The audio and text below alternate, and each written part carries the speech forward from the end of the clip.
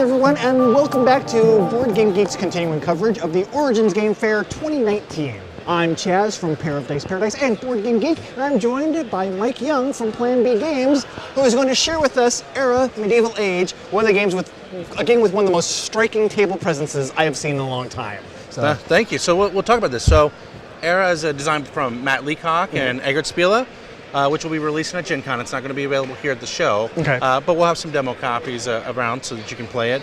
But with Era, we're trying on a new genre of game. We're doing roll and build to have a 3D element on your table. As you can tell, all these really beautifully sculpted pieces. Over the course of the game, you're going to be acquiring resources, building these, and building your estate literally in front of you. So no doodling.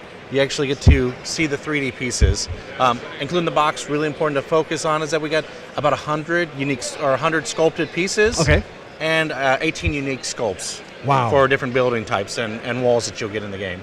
So in terms of kind of a roll and build, is it similar to the roll and writes where the orientation of how you build your city will have different synergies and results? Right. So the cool thing about this game is that everyone's going to start with the almost exact same configuration. You're going to put your first keep in the center of the board, but you're going to be given a couple buildings to start with, and right from the get-go, everyone's path will deviate.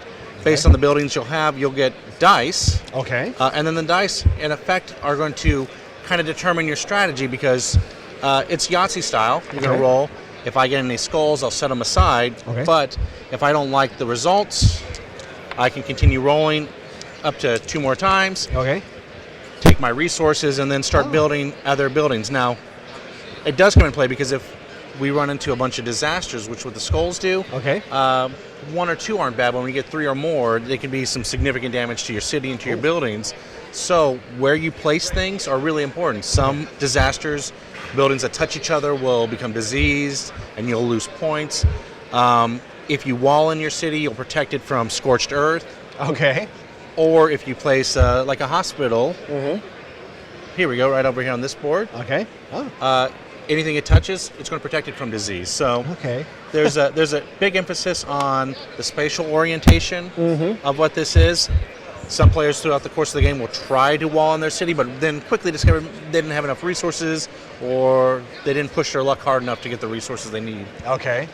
Nice. And I see here, so is this tracking my resources as the game goes, and then as I'm placing buildings, I'll be spending them? Or? Yeah, exactly. So throughout the course of the game, you'll track your resources up here. The phases of the game, because there's only 6 phases. Roll dice, acquire resources, feed your people, deal with disease and disasters, construction and building, and then a final phase, which is extortion, where you'll rattle swords with your neighbors to try to get bribes for them if you've got a stronger military might.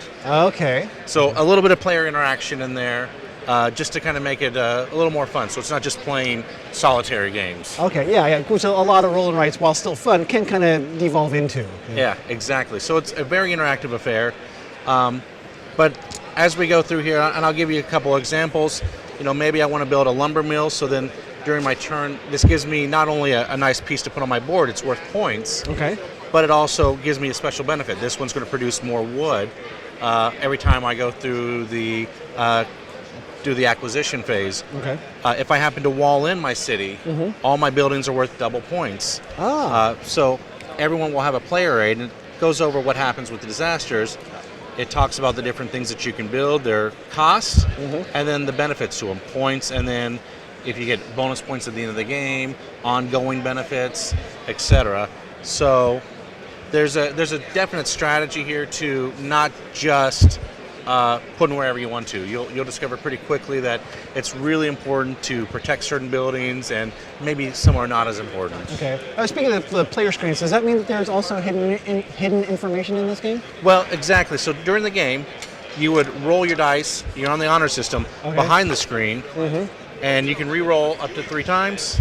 Afterwards, you would then reveal, and you would demonstrate your results, which is really good because especially with disasters, that kind of stuff is really good to know because it will surprise your opponent, or maybe make them second guess their second or third roll if they knew what you had. Okay, that makes sense. And so once again, remind me, where is this in terms of production and release? So this is releasing at Gen Con. This is a final production, so everything on here is final sculpts. Wow. The pieces are done. It's really nice chunky plastic. You can pre-order now. If you order through our website, you can get 2 exclusive buildings, which includes the Great Hall. Nice. As well as the Harbor.